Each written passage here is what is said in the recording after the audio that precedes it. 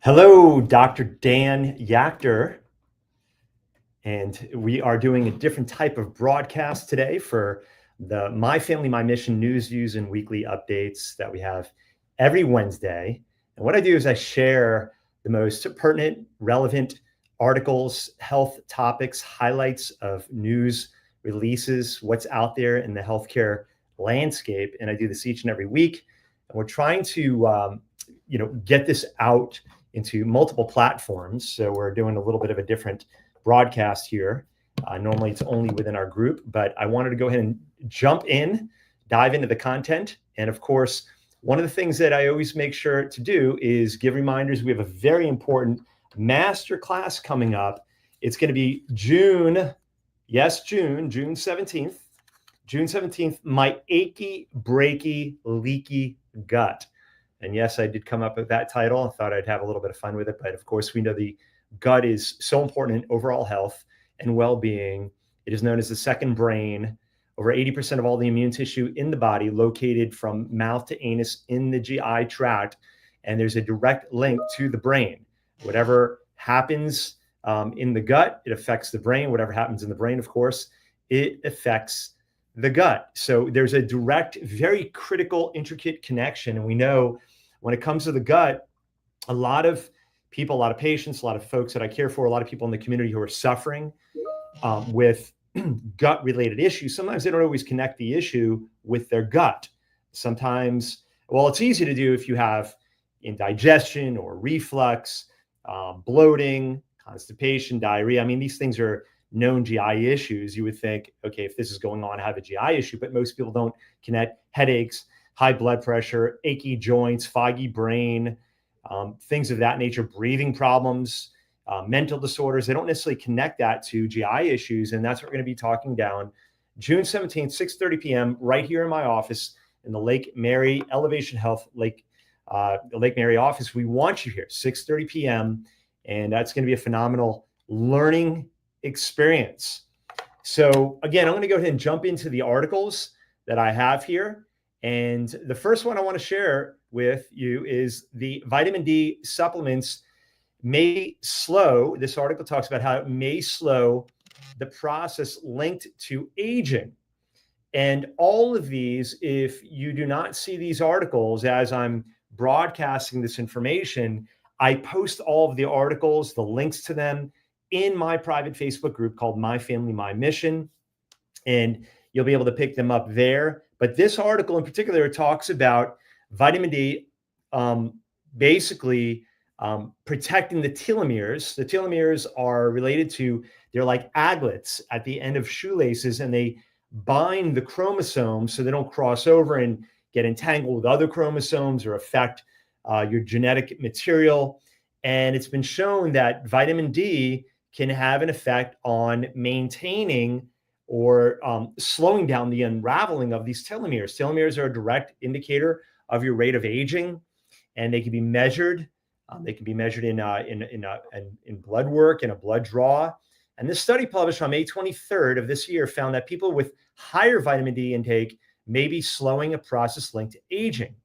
In a paper released by the American Journal of Clinical Nutrition, May 22nd, Mass General Brigham and the Medical College of Georgia, researchers looked at results from a randomized controlled trial known as VITAL, showing that taking vitamin D3 supplements can help support telomeres, which are the protective ends on your chromosomes.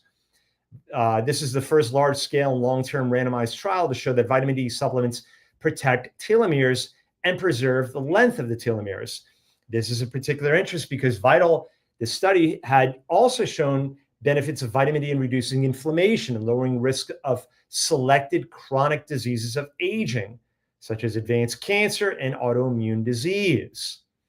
So this study showed that a randomized placebo-controlled and double-blind trial of vitamin D3 and omega-3 supplementation involving U.S. females age 55 and older and males age 50 and older, those who took 2,000 IU, about 50 micrograms of vitamin D3 per day, this showed a major difference. In their research, they found that taking vitamin D supplements significantly reduced the shortening of telomeres over a 4-year period of time, which basically is equivalent to nearly 3 years of aging, adding 3 years of life on to your body or slowing the aging process down by 3 years.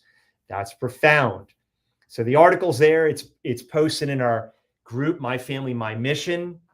And it talks about how vitamin D can also be obtained through sunlight, fatty fish, salmon, egg yolks, cheeses, orange juice, and certain types of mushrooms. Again, the telomeres, which are made of sequences of DNA, prevent the ends of chromosomes from merging with other chromosomes or deteriorating over time.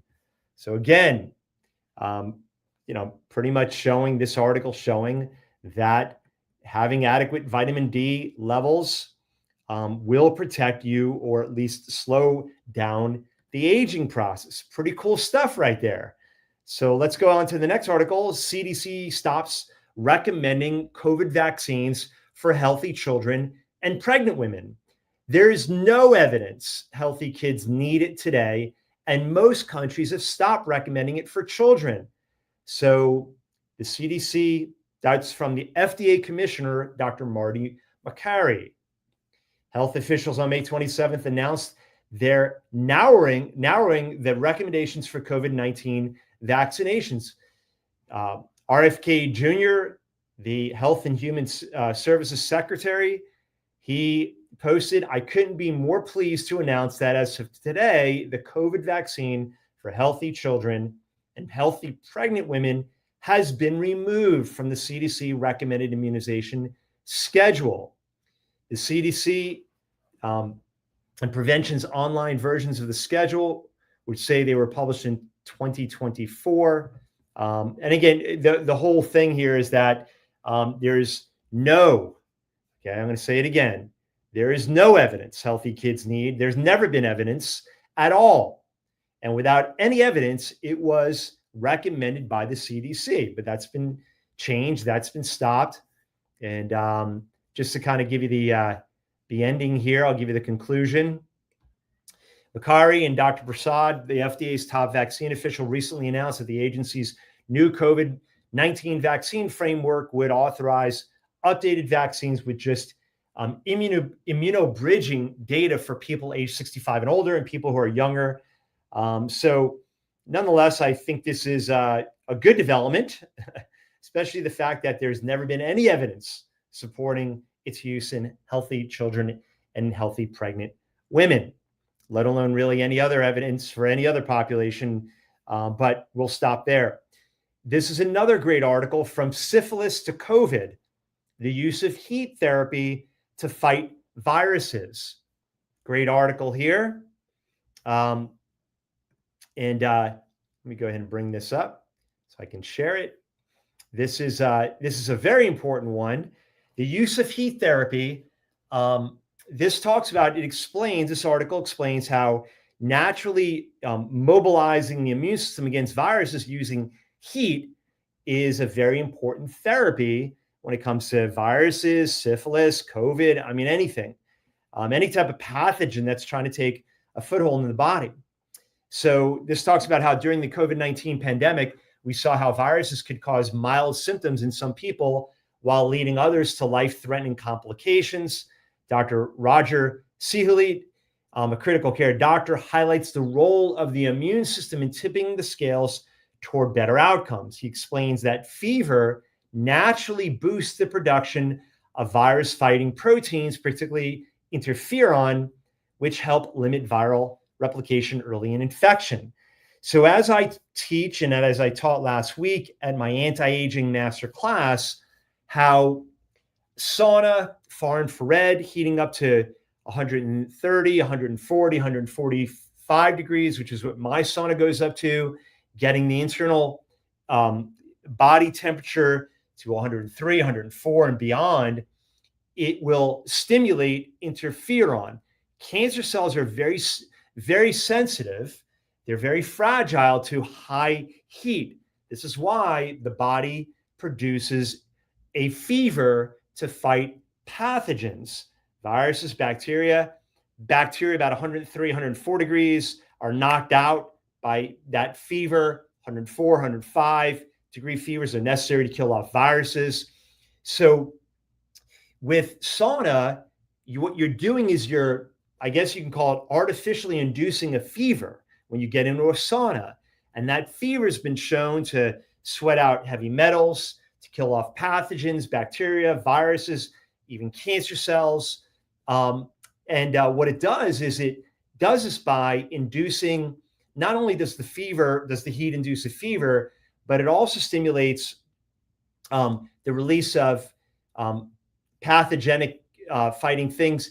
It stimulates the release of interferon, and interferon stimulates the immune system to fight harder. It also helps the immune system kill off viruses or stop the replication of viruses. So, great article here. And this is something that I have in my own protocol, my weekly protocol. I do what adds up to about 2 hours of sauna each week. And again, this is a great way to stay ahead of the curve.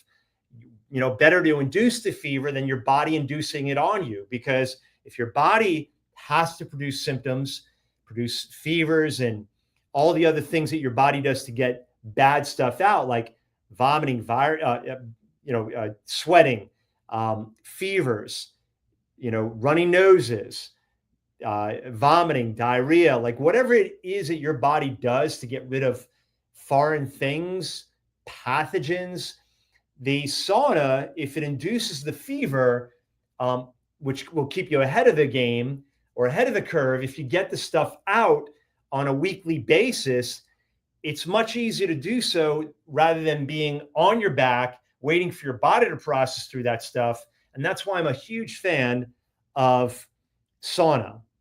So the final takeaway here is, one, people with arrhythmias or neuropathies or advanced conditions, you probably want to check with your doctor.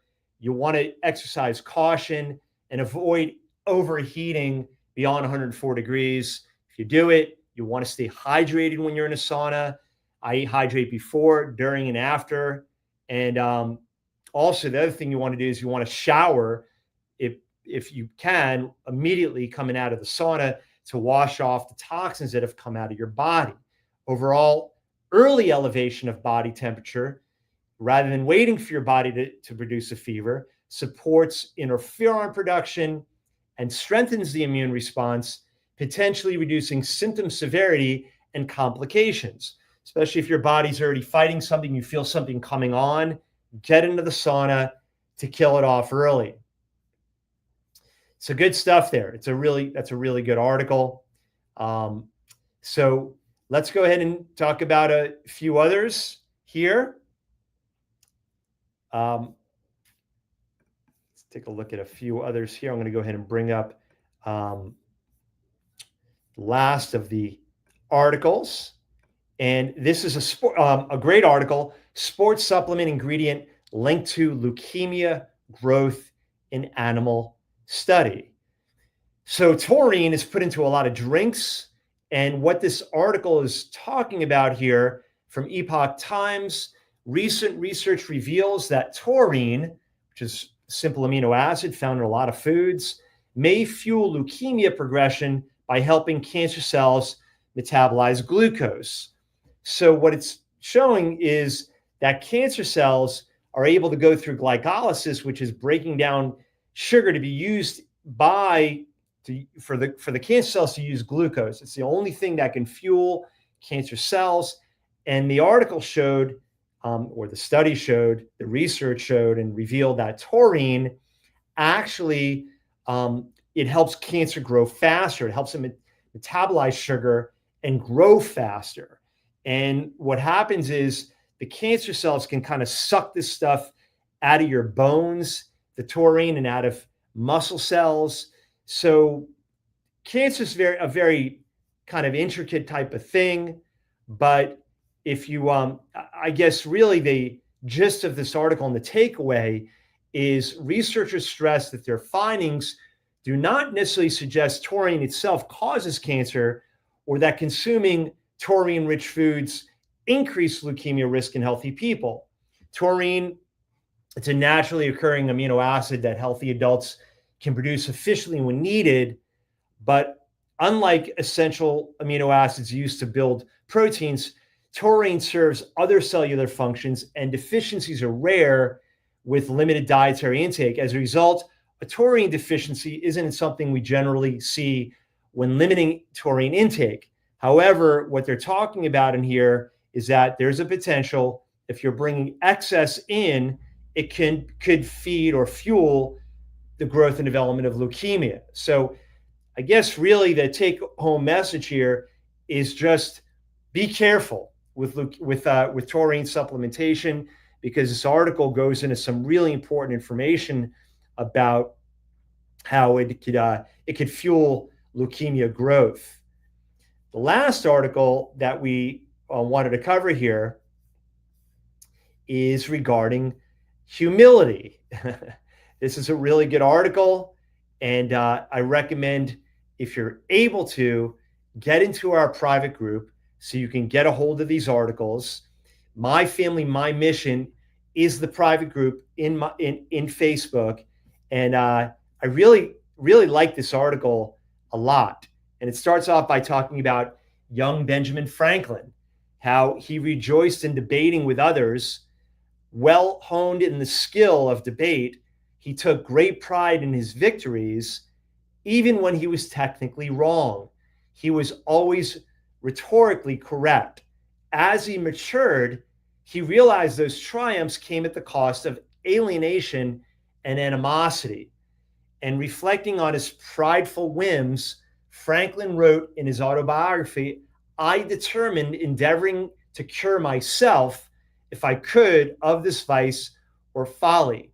His breakthrough came through following a simple maxim: imitate Jesus and Socrates. That's Benjamin Franklin, smart guy. Franklin endeavored to embody the humility of Jesus and Socrates by softening his language with phrases such as, "It appears to me." Franklin turned his interlocutors, including those who were enemies, into friends. He changed in demeanor, created diplomatic genius history now celebrates. So the article is a great one, and it shows, humility's quiet strength extends beyond diplomacy. Emerging data shows that living with humility greatly benefits one's own self, and even leads to exceptional success. The Bible tells us that pride comes before the fall. And I've learned as a physician, as a husband, as a father, as a boss, as an owner, someone who has people working with me and for me, that humility is one of the greatest strengths, not weaknesses, that you can show. A patient asks me something I don't know. I say, I don't know. If I feel I was wrong in dealing with a patient or anybody, I always apologize. I say, I'm sorry. Maybe that was the wrong thing, or I said the wrong thing, or maybe I did the wrong thing. If someone comes back after an adjustment, they say, you know what? I felt something was off, or I felt sore, I hurt after that last adjustment. I always say, you know what? I'm sorry.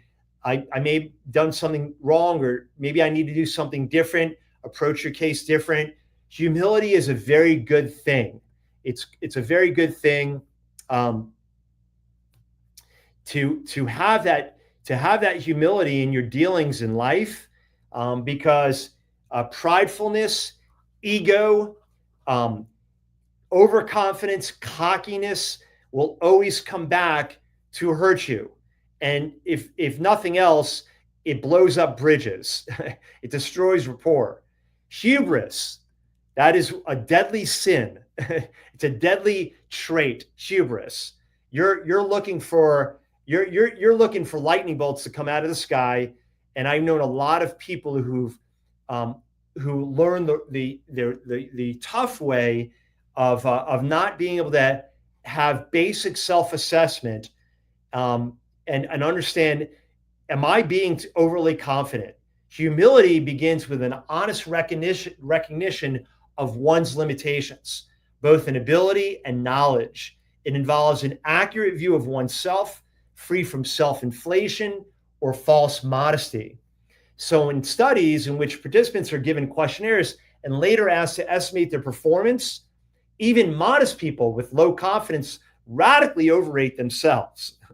And so intellectual humility is very important. This also talks about really important thing, how teachers, I'm going to just get to this part in this article from Epoch Health, how this right here, I'm going to get to the leaders in general and teachers, when students realize their professors or their teachers in general were humble, or they showed humility, or they expressed the fact that they didn't have all the answers. The study showed, and the studies have shown, that the students are more receptive, they learn better, they feel more confident with a more humble leader, a humble professor, a humble teacher, a humble instructor. They learn better, they get better grades, they're more interactive, they're more involved in the learning process. Wow, that's really cool. Humble leaders who show humility in the workspace, leading teams. The ones that show humility always lead better, and people are more willing to follow imperfect leaders, humble leaders, people who are willing to discuss their weaknesses, to show their weaknesses. People want real people leading them. And this has been shown in the educational sector, in the entrepreneurial sector, in the workforce sector, in the workplace. So to wrap it up, never too much. You will never err in the direction of too much intellectual humility. Even the most intellectually humble people are still more sure of themselves than they probably should be. Assuming that you might be wrong offers a buffer. Your track record as a human being is you've been wrong. This article says you've been wrong a hell of a lot. Basically, during conflicts, he suggests asking, am I sure I'm right? Do I have all the relevant information? Is my information biased? Are you using phraseology like it appears? It seems that that leaves room for you to be wrong, or for you to come back and say, you know what, I had this much data, I didn't have this. This now gives us a more complete picture and gives some more accurate, allows me to more accurately, discuss the topic. Practicing gratitude, humility, and self-reflection also nurtures humility. More practically, research shows that adults who wrote daily reflections from a third-person perspective, stepping outside their ego-centered viewpoint, showed significant growth in intellectual humility after just 1 month. Pretty cool. Pride is the barrier and humility is the pathway. How cool is that? If you have no awareness that you could be wrong, then you're closing the door to getting closer to the truth. That is really cool. I love that article. If you want to get your hands on it, go into our private Facebook group, My Family, My Mission. Ask to be approved. You'll see all the articles listed there. Humility is a great thing. Humility, God loves a humble heart. He honors that. But it also, the reason why it's so good for your health is that if you're always fighting to be right, if you're always fighting to protect your ego, if you're leading with hubris, then there's no way out. When you are shown to be wrong, or you're wrong, even when you win, you're still wrong, that creates a lot of core stress. That really harbors a lot of stress. Stress leads to sickness. It leads to cortisol. So you won the battle, but now you lose the war. So humility is great for our health. And that's all I got for you. And I'm glad you were with us for this weekly news, views, and updates. Please join us every week, Wednesdays at 12. And again, mark your calendars. June 17th, 6:30 p.m., my achy, breaky, leaky gut. Yours truly will be teaching it. It is the most popular masterclass of the year, and we want you to join us. In the meantime, everybody have a great rest of your week. Dr. Dan Yachter signing off for My Family, My Mission. God bless.